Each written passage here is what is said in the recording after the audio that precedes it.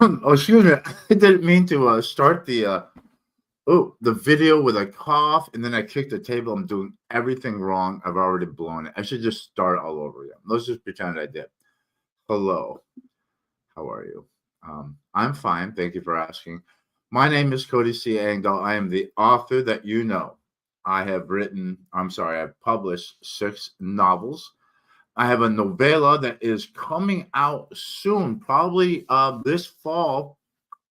That's going to be free and exclusive to my email list, which you can be a part of. All you have to do is down in the description below, there's a couple links.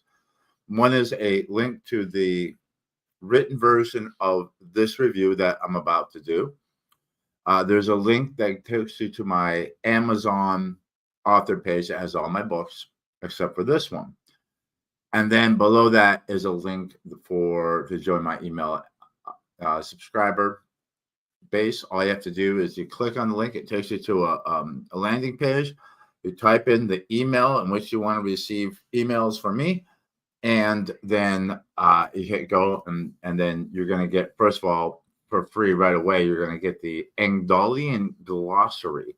And that is a glossary that I started when I wrote Rampage on the River, and then every book I've added to it. And it's gotten so big that I don't put the whole thing on every book now. I pare it down to fit the book that it goes with. But all that work, I decided to consolidate into one thing. I give it away for free. Well, first of all, because it's an aid. And anything that makes it easier for you to read my work, I want to make that happen.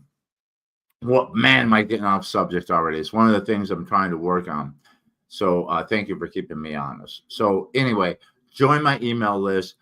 The Underground Railroad Ball, I'm almost done writing it. I'll probably be done this week or next week. It'll probably come out this coming fall. We'll see how much time I need to do the editing and all that. All right, let's get on with it. Party Bells and Witches Spells. So this is a YA urban fantasy, I guess, is where I would put it. And I'm sure there's other quadrants, coming of age, paranormal. But I think in the grand scheme of things, I would call it YA, and I would call it paranormal. And why am I reading YA? Well, first of all, a lot of I think there's some confusion about what YA is, which is young adult. The best example of what young adult is Harry Potter. Okay. So this book is along the same lines of Harry Potter. I don't know a lot of kids. I don't have any. I never got around to raising any myself. But I know a lot of adults that read Harry Potter, now, including myself. I read the first book just because I wanted to know what all of this was about. And that was probably in the early 2000s. Quite literally, I think it was like 2001 maybe is when I read the first Harry Potter, and it was okay. I wasn't bored. It didn't suck, but I wasn't that excited about it to keep reading into the other books. I was past the age of being excited about things like that. And I watched the first movie with Daniel Radcliffe and all those. And once again, it was okay. I like to, after I read a book, I like to see what the film version looks like. I don't like doing that in reverse. I'd rather read the book first and then see the movie. If I've seen the movie, I'm not typically interested in reading the book. There's a few exceptions to that. One of the best ones here, I get off on a sidetrack again, but one of the best ones is Papillon. Which is about a guy who goes to a French penal colony. And the movie is fantastic with Steve McQueen and Dustin Hoffman. But man, the book was great. And I read the book years and years and years and years, like decades after I'd seen the movie. I saw the movie as a kid, which I probably shouldn't have, because I'm still haunted by some of the scenes of it. But by the time I read the book, I had forgotten enough about the movie that I could even create different looking characters in my head than the actors. But anyway, I'll get into why I read this book, which is not only seemingly out of my age bracket, but also out of my genre as far as what I read and what I write. But without any further ado, let's just get into it. And I spend too much time, I waste too much time. Let's see if this pops up. Yeah, there it is. Okay. So, like I always do, my reviews, they go on Amazon, 5 stars. I'm never going to give another author anything less than 5 stars. I'd rather cut off my own arm than do that. 5 stars on Amazon, 5 stars on Goodreads, and then I put it on my own web. What's the word I'm looking for? Blog, my own blog, so that I can share it, and I also promote myself and trying to build and build and build my groundswell. And this is all part of marketing, right? Now, I'm not going to lie to you. Everything I do online is book marketing, and which you should be doing it too if you're an author or whatever it is you're doing. There all the tools are here for us. We don't need a big corporation to tell us we're good enough anymore. We can go out and do it and build our own audience and prove to ourselves that we're good enough. So here we go. I think Sarina Dorie is definitely good enough. I am extremely impressed with her. Now I'm going to get into that. Let me read this to you, and then um, I will talk a little bit about how I came to read this and my opinion about Sarina Dorie and what she's doing, which is all positive, by the way. So, book review of Tardy Bells and Witches Spells by Sarina Dorie. A love letter to every bit of adolescent fantasy that has ever made us dream as children. I should start by saying that this book was not written for me. I'm a middle-aged man who mostly reads and writes military historical novels. I'm not even a Harry Potter fan. I was too old when it came out to appreciate the book or the movie. I only read and saw the first one. That said, I loved Tardy Bells and Witches Spells. It is young urban fantasy at its finest. I identified so much with the main character. I remember what it was like to feel different, the embarrassment and angst I experienced in school. I remember wanting to believe that I was special, that I belonged to a different world that was full of adventure and excitement waiting to claim me. This book filled me with nostalgia with all its references to the Lord of the Rings series, Dungeons and Dragons, The Witch in the Wardrobe, and so many other forms of escape I had from the cruel, mundane world. I don't know how I discovered Sarina Dorie. It might have been on Instagram. I admired her marketing. I liked the cartoonish, clunky, cute, and sassy art style of the covers. I wanted to try one of her books for a while, so I leapt at the opportunity when books 1 through 5 box set was on. When the books 1 through 5 box set was on special, I bought it and threw it in my into my to be read queue. I finally got around to it, and boy, was I surprised how much I liked it. It was much better than I had managed. The story is the first person narrative of Clarissa Lawrence. She is an awkward kid with red hair and freckles who's obsessed with the make believe worlds of Tolkien, Rowling, and the like. But Clarissa's owl bearing her admission to a wizard school never comes. Her parents tell her that magic doesn't exist and she must face the challenges of the ordinary world, like the transition between junior high and high school. But the magical world won't be denied as it pries its way into her teenage angst of bullies and boyfriends.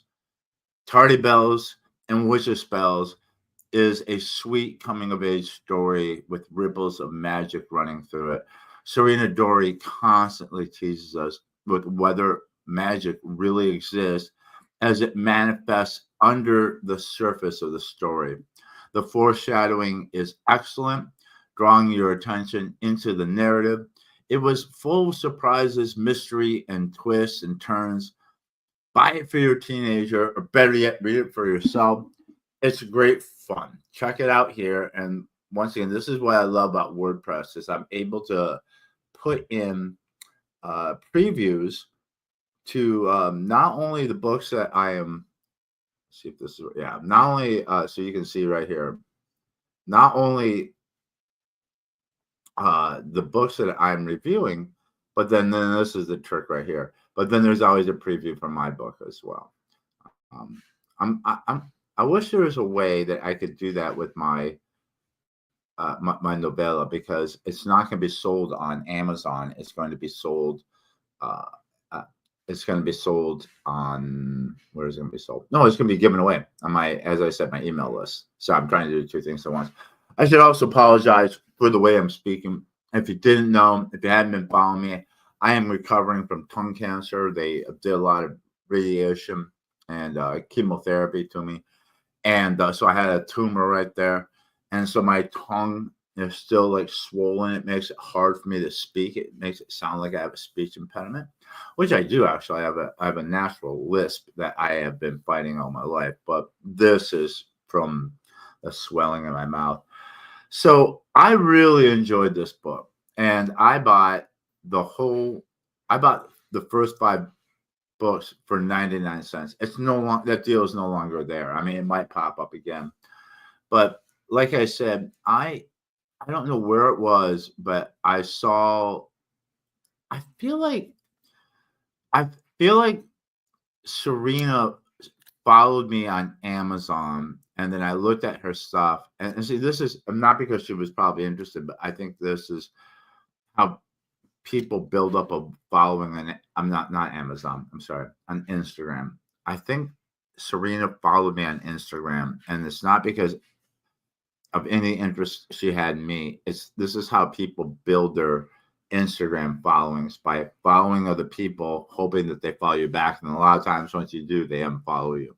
So I don't know if she follows me anymore. I'm not sure if that's the case, but I think that's what happened. But I loved this style here. Let me see if I can show you a little bit more of it.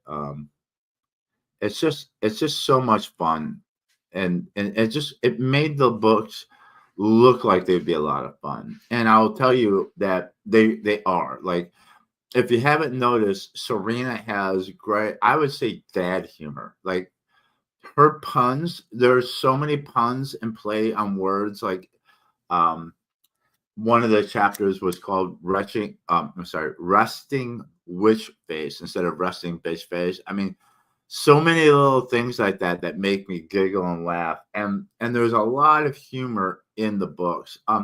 It's YA, but it really does ride the line. And this is what I said. It's not necessarily kiddish. Like, I'll tell you the things that popped out. So there's no swearing. I don't believe there was any swearing in it. There was mention of drug use, smoking pot. That was the biggest. That got mentioned a few times. The characters themselves are not smoking pot, but they go to a fair in Oregon, and there are people smoking pot there, and there's mention in other places, and underage drinking. Once again, the characters themselves are not doing it, but there's mention of it in the book, so it's not glorified. There is suggested nudity. There is she mentions a woman at the fair who is walking around bare-chested with her breast body painted with glitter, which is, you can kind of get away with that in public. There's no sex, but there is a scene in which a young lady and a boy are kissing in bed only because he's hiding, but he gets an erection, and the word erection is used in the book, and he's like kind of bending away from her because he's trying to hide it from her, and which is kind of funny. And so these are some of the things that are in this young adult novel, but that's just the extent of it. There's there's no overt violence, there's no overt sex, there's no swearing, There are those things. So it's a lot of fun. I think as like a 54-year-old male, uh, it, it it wasn't written for me, as I said. However, doesn't mean I can't enjoy it. Just like I've seen young girls who would probably love this book buy one of my books at one of the shows I've been to. So never there are no absolutes in this. There are just Venn diagrams and shades and continuums. So there's probably more young girls reading this. I would say this, um, and I don't think it's fair to compare it to Harry Potter uh, because I think it's really good. I mean, yes, in some ways it is, and I would think that Dorie would even say a bit of a knockoff of Harry Potter, but but in an American setting, and it's girl oriented. The main character is a girl, and it's witches, not wizards. But I will say that it's not girl power either. It's not like modern day feminism where like the boys are all stupid and cowardly and the girls are all girl bosses. In fact, what's really sweet about it is there is a love story, and there is even a little bit of like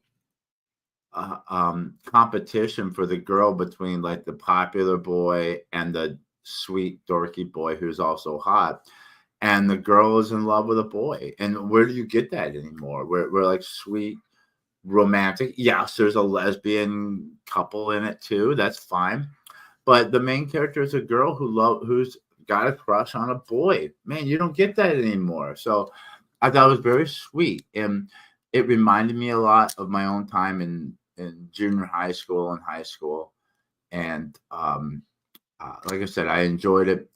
I I want. Oh, this is what I wanted to say, is that when you're an author, I mean, first of all, I enjoyed it just on a level of I'm a reader and I like to read good books, and this is a good book. I would. One of the reasons I wanted to read it was as an author, they say that you should always be reading, especially in your own genre, which I do. I read because I write exactly the kind of books that I want to read. And thankfully, the kind of books that I want to read are popular enough that I can make money writing them. Some people, the niche that they like to read is so small or hard to competitive that they write somewhere else to make a living. Well, I never want to write for only monetary reasons. I want to write what my passion is. So my passion is historical, action, adventure, military kind of stuff. Swashbuckling, um, kind of a romantic sense. And I don't mean romantic as in love. I mean romantic as in like noble heroes with a sense of honor, even villains that have a sense of honor. Um, Classic, men fighting with swords and if there are guns, maybe muskets, that kind of stuff. Uh, but and certainly I read that stuff, and I'm reading it now. But it's also good to read outside of your genre as well, because I think it gives you enough. If you read only in your genre, you're kind of trapped inside this silo or this bubble. Reading outside of your genre helps add to it because first of all, historical fiction is huge. It's a big genre with with tons and tons of subgenres in it. But reading something completely outside of it gives you different perspective, and there are things that you can borrow and use. For example, if you read any of my novels, um, you will meet a character. One of my favorite characters, Claudette. She is Carl's mother. She's French and she's obsessed with the occult. She reads tarot cards and has a crystal ball. And because she's a widow, she's always in black, and so she's very witch-like. And I write her that way. And she's one of my favorite characters. And I always think of kind of like this. When I was growing up, like the goth girls, I mean, she's not full on goth, but I kind of keep that in mind of what is like a goth girl's ultimate self-image of what she wishes or wants to be, and try to make Claudette that way, but in a very subtle way that's not over the top. So reading a book, and the other thing I will say is that even though my books are for adults, but kids can read. If the kids, I would say, if a kid is sophisticated enough to read it, then they can. Then it's fine, with the violence and the sex in it. But um, but at the same time, I'm trying to appeal to that same fascination, that same uh, love that I had as a 12-year-old boy for swashbuckling movies and Star Wars and pirates and samurai and men in armor and knights and all that kind of stuff, to bring back that wonderment. And so reading young adult is helps me reinvigorate that kind of that feeling, that youthful feeling. And so I try to write with a youthful heart, even though I'm writing for adults, and that even though uh, I try really hard to keep the historical aspects of my novels as close to the history as possible, I do romanticize it a bit as well. I think the big difference between me and some of the other authors that I read is that some authors write historical military fiction or action adventure. They want to impress upon you how terrible it was back then. They want you to like go, oh God, I'm glad I wasn't there. I write in a way that even though I write about terrible things like war and bad things happening, I want the reader to kind of wish they could be there too, and to be part of the adventure. I think that's what makes a book exciting, of making you want to be there too, because it's escapism. This world that we live in, I'm not going to say it's terrible. I'm not going to do that. But I'm going to say that the world we live in is hard, just like any time in history is probably tough. And at any time in history, people say, wow, times are tough.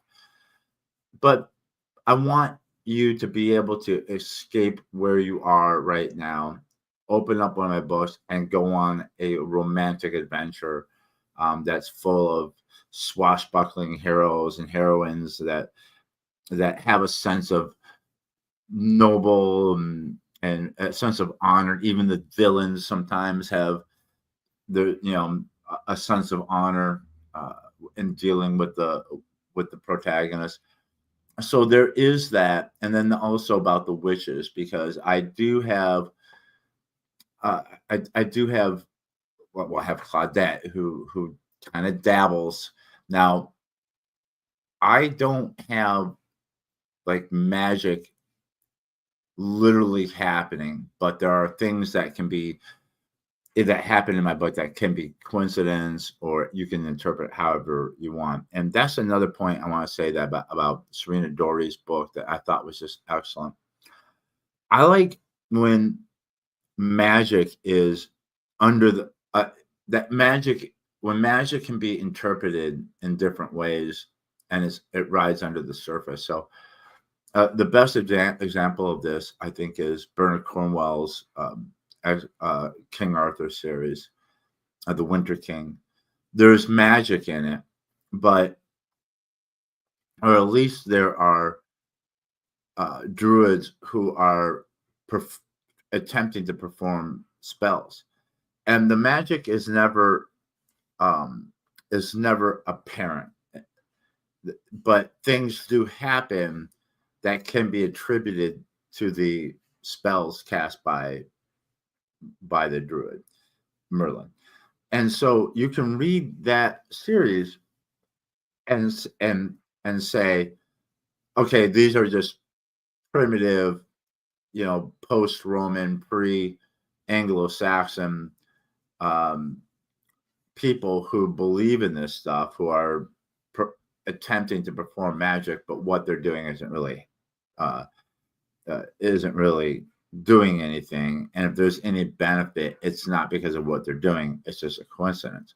Or you can read the exact same series and say, no, magic is real, and the stuff that Merlin is doing is actually working.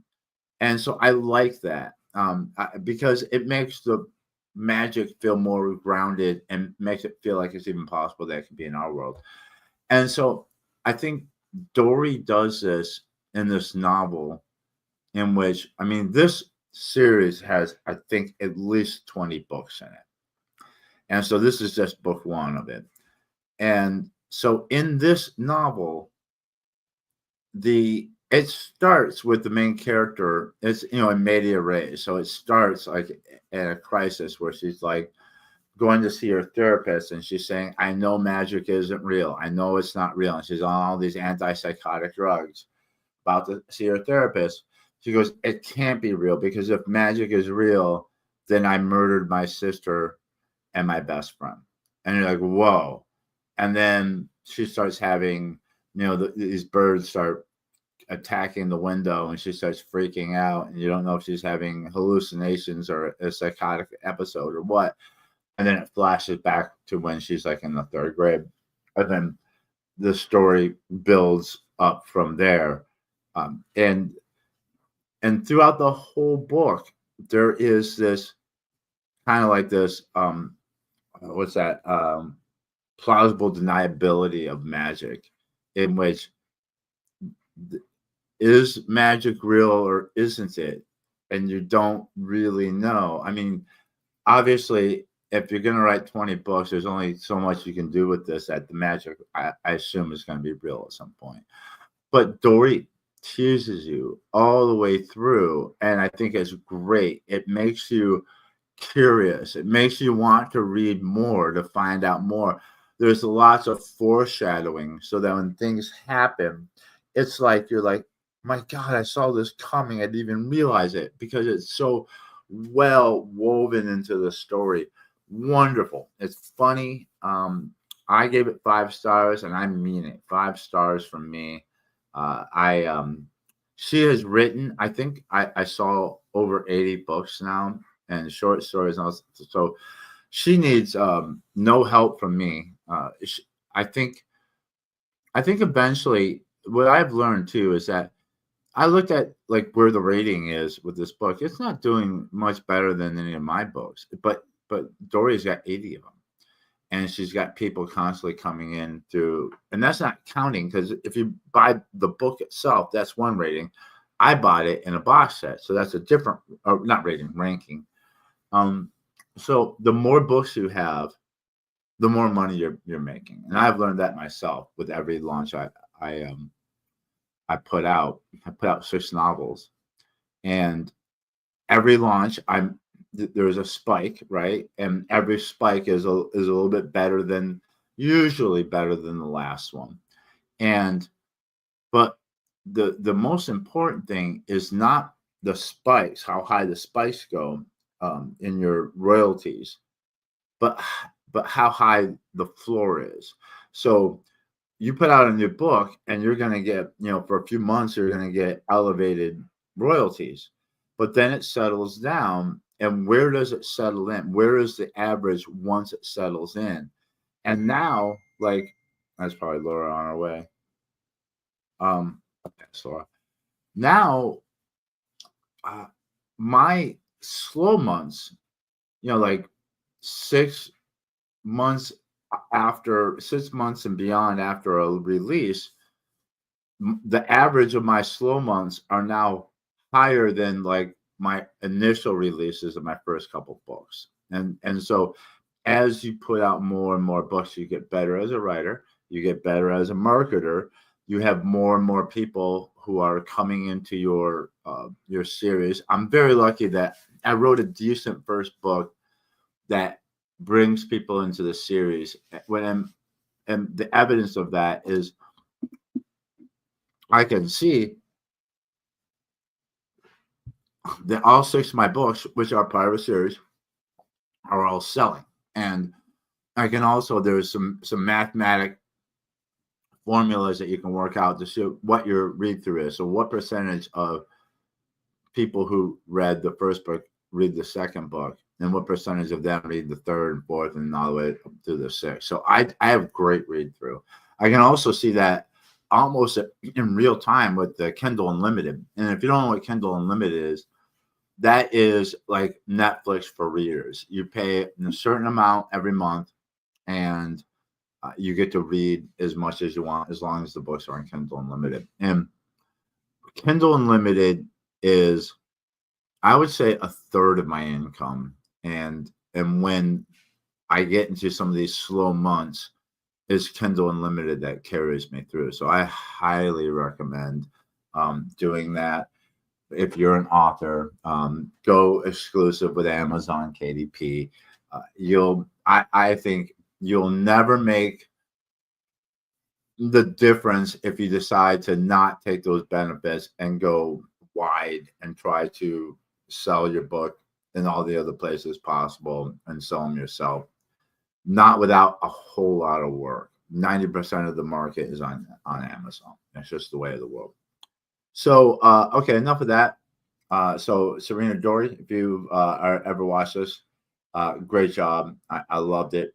And thank you for a great book. Okay, now I'm going to take myself wide. Let's see if I can do this. There I am. All right. What just happened? Okay. Still learning how to use StreamYards. So real quick, I mean, update on things. So first of all, cancer. I had a PET scan. It looks like they've destroyed the tumor. The doctor told me yesterday that what remains is the scarred and swollen tissue from the treatment. It might take months, if not up to a year, for that to get any better. Looks good. They say it takes about 5 years to be able to say you're cancer free. So we'll see how that works. It also might take me several months up to a year for me to eat again fully. I can only eat soft things. Mostly I take it to a tube. Now I'll tell you what it looks like. I literally have a tube that is in my stomach. There it is. It literally goes right to my stomach. So I get a lot of my nourishment through that. And then what I can take to my mouth. So that's that. Laura's coming over tonight, and I made a bean dip with refried beans and Monterey Jack cheese melted on it and chorizo, and hopefully I can that'll be soft enough for me to eat tonight. But the great thing is I can drink whiskey, and that was the most important thing to get back. Okay, what is happening with me writing wise? I am on the verge of finishing the Underground Railroad ball. I am really, really proud of it. It's probably going to be about 21,000 words, which is about a quarter the size of a full novel. It's a great story. What's interesting to me is that most of my novels are written in parts, and I kind of thought that it would work this way anyway.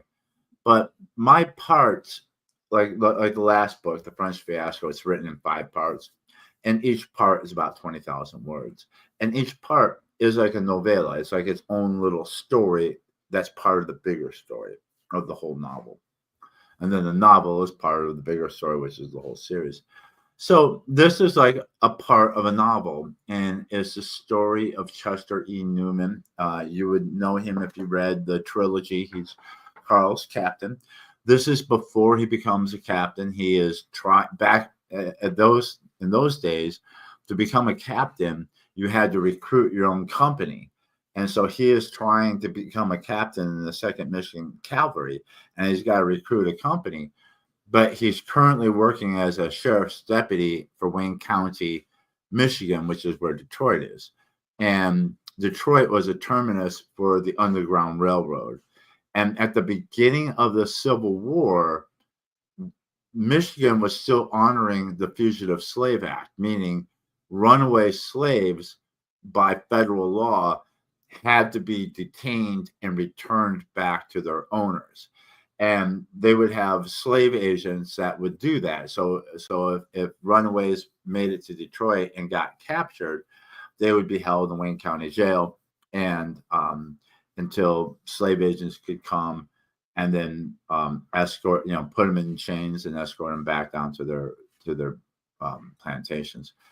So this story is about Newman working on recruiting his company, trying desperately to get into the 2nd Michigan as a captain. And as he's working his job as a deputy, when some runaways are apprehended and they have to hand them over to the slave agents, and he's kind of in charge of all that. So he is put into a moral, ethical dilemma because he is a sworn agent of the law, which he is sworn to uphold, and the law is that you have to hand him over. So I like it, and also there are cameos. So if you've read the trilogy, well, not, I wouldn't say cameos. I would say definitely there are appearances who are part of the story, but as side characters. Klaus is in it, Carl, Kyle, Francis, Anna, they're all in it. And it also, if you read Rampage on the River, you know what happens in chapter 1. So basically in this novella, I'm setting up chapter 1 of Rampage on the River, of the things that I'll just tell you this. Hang on, that's Laura. Laura says, is there salsa? Yes, but it's really old. Okay. That was timely. Okay. And so, I'll just say this. There's a duel in the first chapter of Rampage on the River, and it's over Carl taking some liberties with Klaus's sister, who is Anna. And that is kind of the catalyst of Carl's story of what happens because of that duel, and which launches the whole trilogy. So this is this is how that all kind of came to be, all while Newman is dealing with this this moral dilemma of the runaway, and it's a couple. So they have the woman in the jail, but the man is still loose. And so he's looking for the man. He has to deal with the slave agents where he's not quite sure what he thinks of them. And then there's a ball and where things happen. And so it's good fun. I think it's some of my best writing ever. I'm growing. I mean, I think all my books are great, but I do feel like I'm getting better and better and better. So I think this is me at my peak. It's in 9 chapters, so it's it's definitely like it's not a short story. It's a novella. I guess, what is a novella? Well, I would say that the difference between a novella, a short story is the shortest piece of literature that is meant to be read in one sitting. Although sometimes you can read it in multiple sittings, but it's typically in a meant for it's about the length of a chapter. And a novelette, I think, is any short piece of work that is broken into chapters. That's how I'm defining novelette. You can put word count numbers in there if you like, but a novelette is a short form that is broken into chapters, even if it's only 3,000 words. To me, a novella is somewhere above, I would say, 20, maybe 12 to 40,000 words, maybe. But it's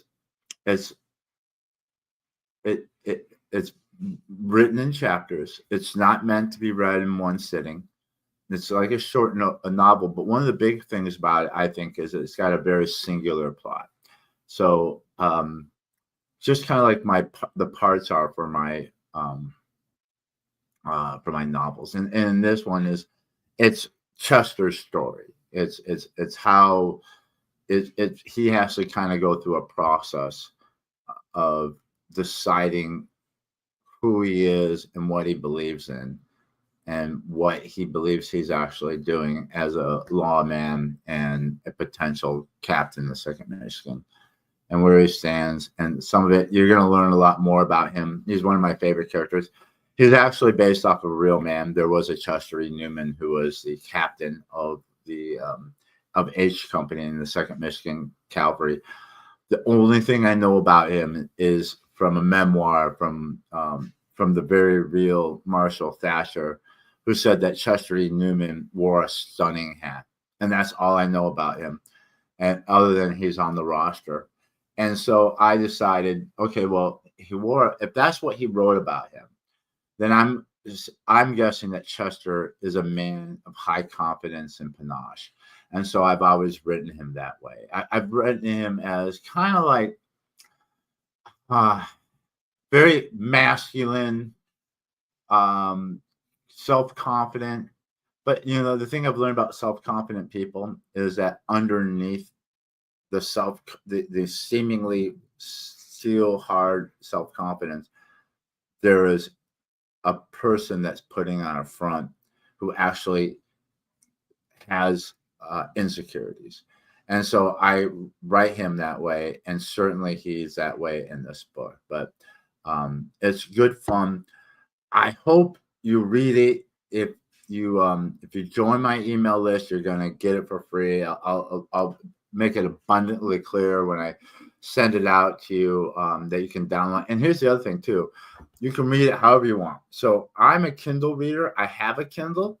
I actually read mostly on my phone now. So this is what this is what it looks like on my phone. At night, the background turns black and the letters turn like a very faint white, so I can read it at night. A lot of the books I've read, I finished in the middle of the night. But if you don't have a Kindle and you don't have this, you can also read it on first of all, you can download the free app. So you can read Kindle books on your iPhone, on your Android, on your computer, on your tablet, on your tablet, on your laptop. All that's all free. If you need the link, I think I add the link to get the free app. But if you don't have it and you're like, hey, how do I get that? Send me a message. I'll make sure that you got that app. But when you download the free novella, this is through BookFunnel. So I have an account with BookFunnel. You can get it as a Kindle file. You can get it as a kind of a universal EPUB file, I think. You can get it as a Nook file. So Nook is the Barnes & Noble version of Kindle. So if you're on a Nook, you can get it formatted for that.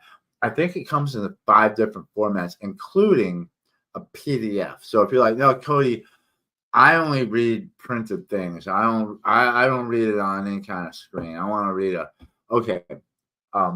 There's not a paperback for it, but you can download the PDF file, and then you can just print out the PDF file and read it that way. Or if you're like, I don't want to get an app or all that kind of stuff, you can read the PDF on your computer, no problem. And it's not that long, so you're not. If it's inconvenient for you to read it that way, it's only a novella.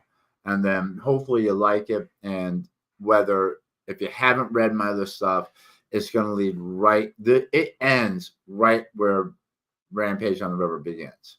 So with a little bit of overlap. So you can, if you like what's going on, you can there'll be a link. You can start reading Rampage on the River. And then you got 6 novels to read before I put out Black James. If you have read my stuff, then it'll give you some more context and background to Chester E. Newman and the other characters that you've come to know and hopefully love from my novels, including Klaus and Carl and Anna and Kyle and Francis. And then the reason why I'm doing it is so it's marketing. And the one thing about being an independent, and the truth is that it really is everybody now. The benefit of being published through a traditional publisher is fizzling out. And I think a lot of authors who are published through traditional, I've seen several things happen. I know two of them that got dropped by their publisher and they just quit. They quit writing because they didn't want to have to do all the work it takes that the publisher is supposed to do for you. But I know now that so many now, like you get picked up by a publisher, they give you a couple $1,000 as a what do you call it, advance um, on your royalties.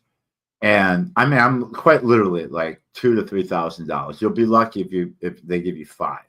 That's not enough to live on, right? So they give you an advance on that. That's an advance, meaning you got to earn that money back in royalties.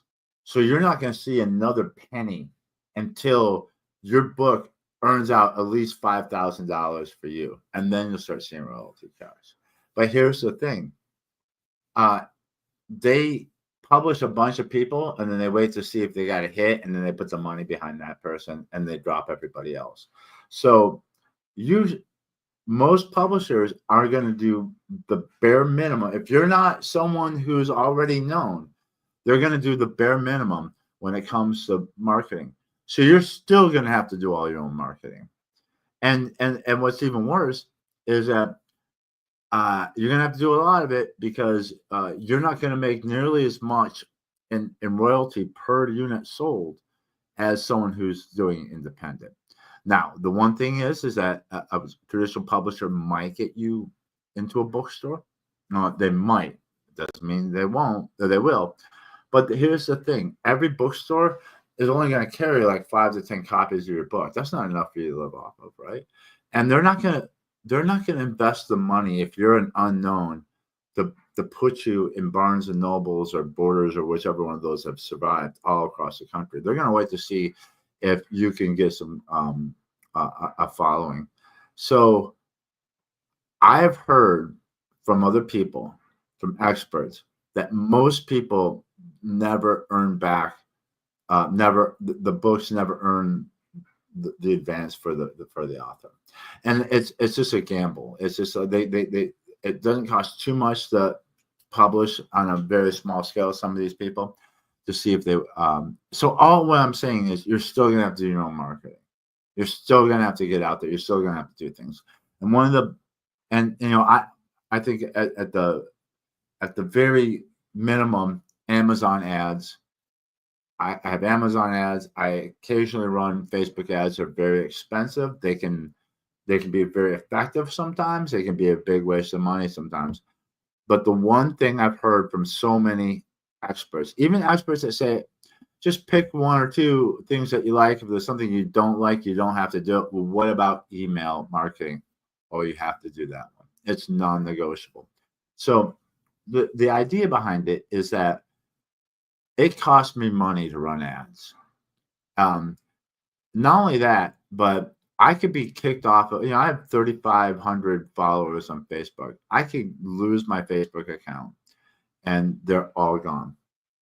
Amazon, people can follow me on Amazon. I have 196 followers on Amazon. I have no idea who they are. I don't know how to reach out to them. I just have to trust and hope that Amazon sends them updates when I have a new book out. But when you have your email subscriber list, yeah, you got to pay a little bit of money to pay for the domain. You have to pay a little bit of money for Book Funnel.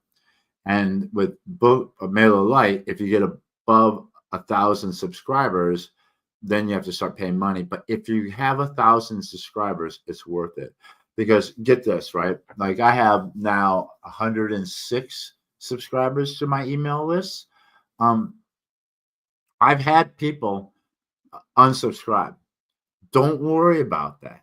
If people want to unsubscribe you don't want them, because what you have, right, is people who are agreeing to receive marketing messages from you directly. Think about that. That is more powerful than then like you're following on Facebook, which the algorithm will never show all of them what you post anyway. Or you're following on Twitter, same thing. You know, you gotta pay to play. You gotta pay to get in front of those people. But imagine having an audience of people who have volunteered to receive your advertisements. And the ones who don't want it have already checked out. That's fine. Goodbye. You've made room for more.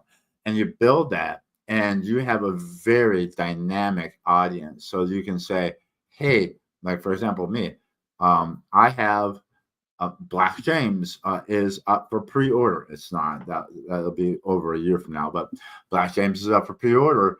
I can tell my email list, and without spending a penny other than the maintenance for the, that stuff, it's not paying for ads.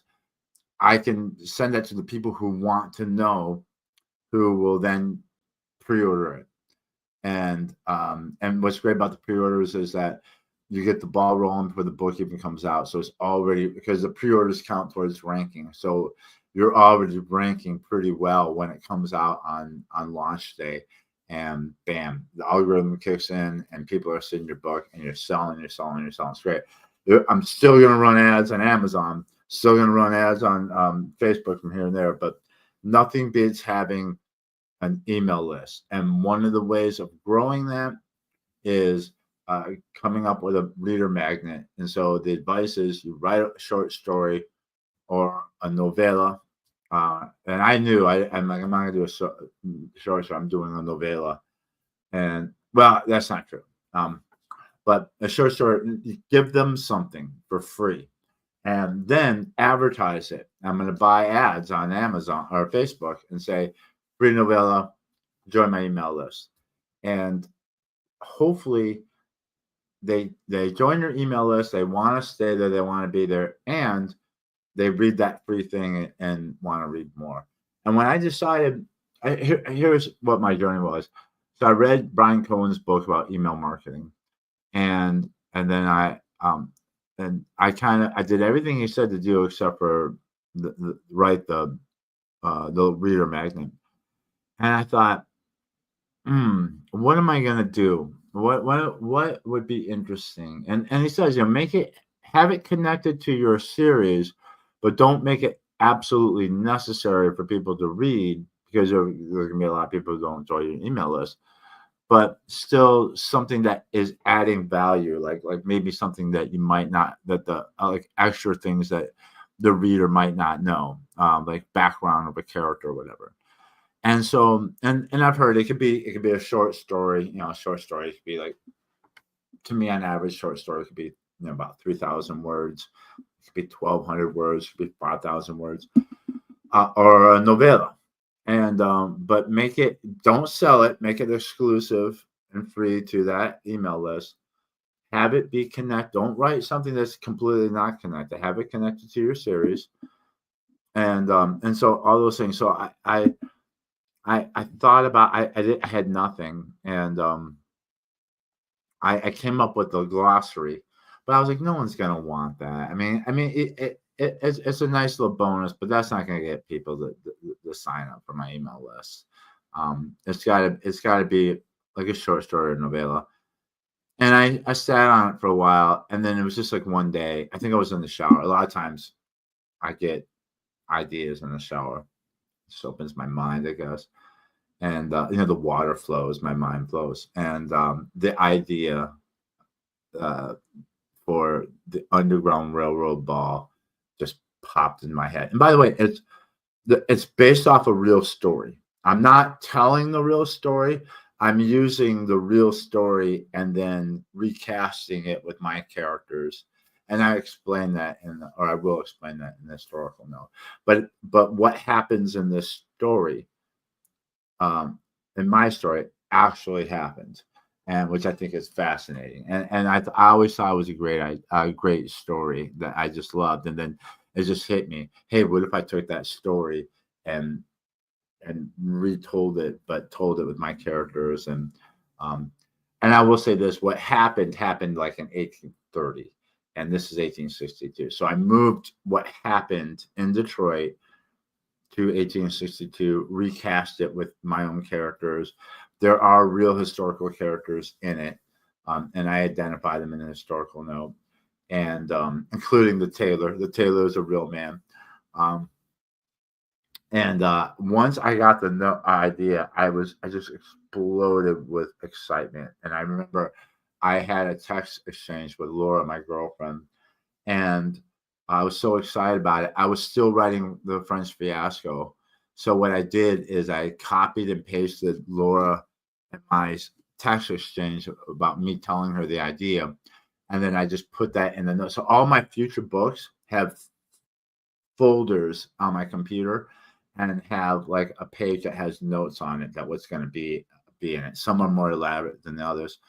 And so and as I get ideas for the different books, and there's probably about 10 of them that I have that are to be written, I add it to those notes. So I have notes on several books. Trust me, I don't need any ideas because I got plenty that I have to write. So I got really excited about it, and I was going to put it off till after Black James, and then I decided in Cohen's book he talks about people. Yeah, are you still here, Lloyd? Here's a message from Lloyd. I like the way you say novella. Yeah, I've heard a lot of people call me out for that. I know. I think people say novella. Novella, is that how people say it? I say novela because I studied Spanish and I have a tendency to Latinize things that way. But yeah, novella. I guess if I was going to say it in Spanish, it'd be novella, una novella. Um, but anyway, in Cohen's book, he says, uh, you know, Cohen has a really quirky way of writing these books. It's always like some cute author woman. He's like, she won free coaching from him, and every chapter is like bookended with him, and she's always resistant. She's supposed to be like, she represents the reader's resistance to the things he's saying, is basically. And she's like, I don't have time to write enough better. And he's like, but you gotta make time. And basically, his point is that yes, as authors, especially independents, we're very busy, and with marketing and all the things we have to do, many of us have to make money on the side or even full-time jobs to stay afloat as we write books, and um, and it's hard to convince someone to write something like this that is not going to directly make any money. Like, I'm never going to make any direct money from this novela.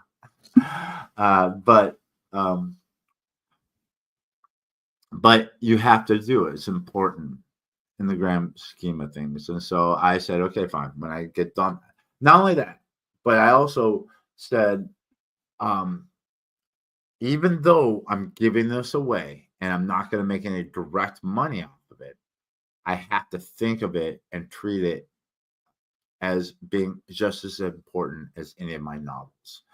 And so, um, and it's funny because there's part of me that says, because I've really put my heart and soul into this, and I thought, God, I'm putting all this effort into this. I'm not gonna make a penny off it. But I truly believe that yes, immediately, I'm probably not gonna see a whole lot of change. I'm probably not gonna get like hundreds and hundreds of subscribers right away. But I think that over time, it is a good investment. And I gotta tell you, I feel like I have an excellent story, an excellent novella. So if you like, which, and the other thing is about it is I feel it's also kind of different from the stuff I've been writing. It's not war. The war is in the background, so there's not like a big battle. Like every one of my books has a marquee battle. There is something like this in the book, but it's not like a battle, right? But I do have kind of like a big climactic event that happens, just like every book has a marquee battle. Rampage on the River, the Battle of Island Number 10 is the marquee battle. Perils of Perryville, Battle of Perryville. Blood for Blood at Nashville, Battle of Nashville. Mexico, My Love, the Battle for Mexico City and Chapultepec Castle. The Prussian Prince is Königgrätz, and then the French Fiasco is the Battle of Sedan. All of them have like like it either is the climax or it's like the climax of the third or the second act going into the third. At least that's how it is in the French Fiasco, and that's how it is also in the Underground Railroad Ball. And I always think of my stories as three acts. There's act one to me is always introduction of the characters, the setting, what their life is like, all the way up into the inciting incident. That's act one. Then act two is starting from there, and in writing classical music, sonata, allegro form, you have the introduction, the development, and the capitulation. So I think of sonata, allegro form, which is in classical music. So you have the introduction, the characters, the setting, the problem, and then the inciting incident. And then you have, oh, that's my dad. Happy about the news about my cancer. I put that out to my family on text message earlier today. And then the second act is the development. So starting from where now the main character is engaged in this problem, all the way up to like some big event, some climatic event that doesn't quite get you there. And then the third part is from that point all the way up to the resolution, like kind of dusting themselves off and then getting up to the solution of the problem and then a little bit of a denouement, which is a French word that means like the falling off action after the resolution of the problem. And that's how all my stories are structured. Even though you may not see the lines, I think there's only like one book I literally put it in act one, act two, act three. But even then, I don't know if those lines, the parts, the chapters, all that stuff are things that are delineated for the reader. The acts are mental. So I don't like tell you, hey, we're moving into act two. The reader doesn't need to know that. If they're attuned to this kind of stuff, then they'll say, oh, act two starts here. But it's more about how I write my structure writing. So I should get off now. Join my email list, please. And you can expect the Underground Railroad Ball this fall, hopefully sooner than later. And then the only other things you're gonna get, I'm not gonna annoy you with a bunch of emails. I'm not gonna do mindless things like, hey guys, it's fall, time for pumpkin spice. What's your favorite flavor? I'm not gonna do anything like that. When one of my books is on 99 cents or 99 pence in the UK special, I put an email out to the list, let people know. If I'm going to be somewhere in person signing books, I'll put it out to the list, let people know. And if I have a book that's on pre-order or out, I'll let you know. Every once in a while, I'll do something kind of like a proof of performance where, like, if I do an event and I get a bunch of photos of me with people that I've signed books for and they're holding the books and smiling, I might put that out. I've thought about putting out my book reviews, and I decided not to do that because that's not what people are signing up for. If they want my book reviews, they can follow my WordPress account or follow me on social media. I don't want to overdo it with the email. I'm very sensitive to that because I am on a lot of other authors' lists.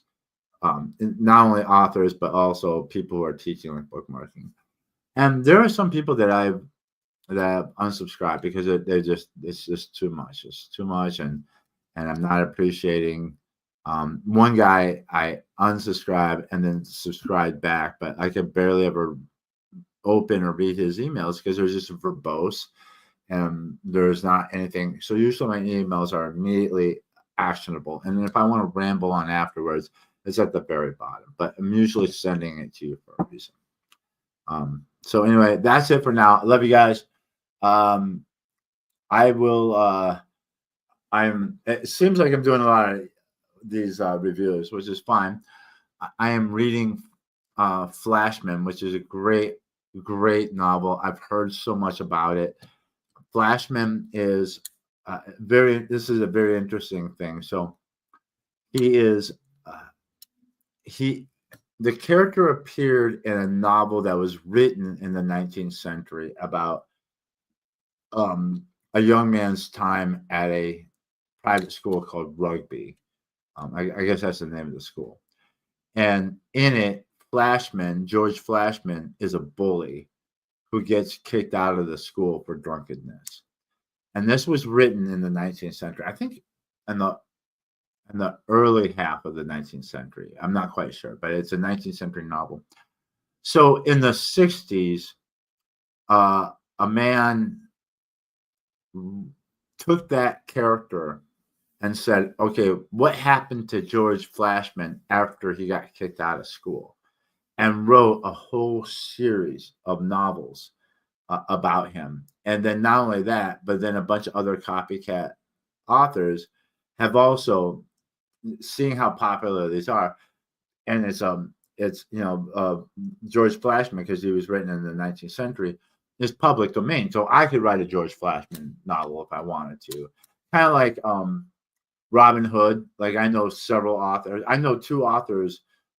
Well, I would say personally, but I guess through social media, we're social media friends.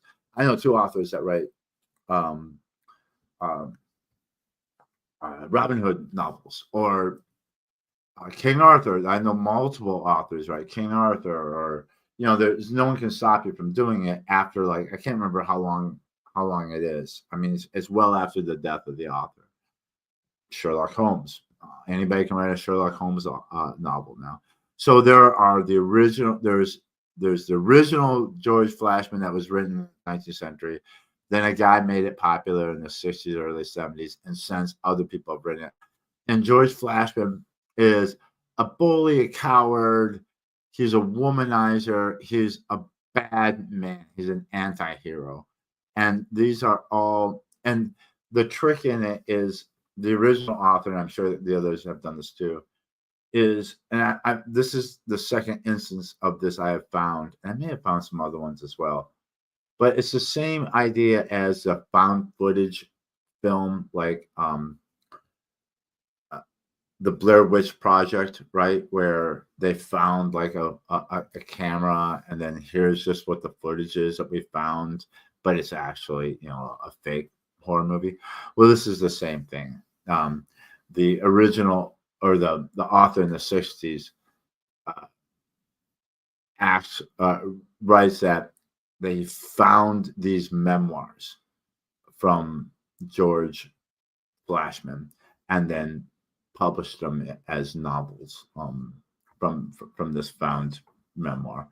And the Fletcher series is the same way, and it's a lot of fun. I'm not usually a big fan of first person narratives unless they're done really well. In fact, I just saw a video today. What's the name of the guy? There's a guy who, not Craig Duncan. Craig, I don't know. There's a guy. He's on YouTube. I follow him all the time. I wish I knew his name, because I think you should follow him too if you're a writer.